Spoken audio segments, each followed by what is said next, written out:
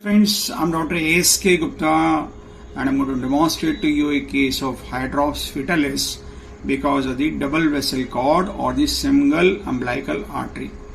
She is a patient around 20 weeks of gestation, and you can see in the fetus that there is a free fluid in the thoracic cavity. Just here, this is the lung over here, and just below the lung you can see that there is a fluid column, and around the lung also there is fluid column, which suggests that this is pleural effusion. You can see here again that the ascites is very clearly visible and the pleural effusion is also very clearly visible. I try to see the heart, and around the heart you can see that there is free fluid around the heart, which suggests that there is pericardial effusion also, and the pleural effusion is bilateral. It is all around in the thoracic cavity, encircling the heart as well as the lungs, to the entire fetus in the section, and you can see that there is liver. This is the liver, and around the liver there is free fluid, and the bowel is echogenic, and this is the bowel which is echogenic bowel, and there is free fluid in the abdomen.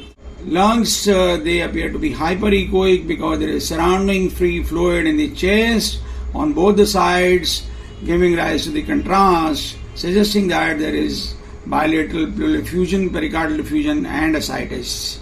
Here you can see that the attachment of the cord to the abdominal wall is normal, and there is free fluid all around the liver as well as in the abdomen, and the bowel loops here are echogenic.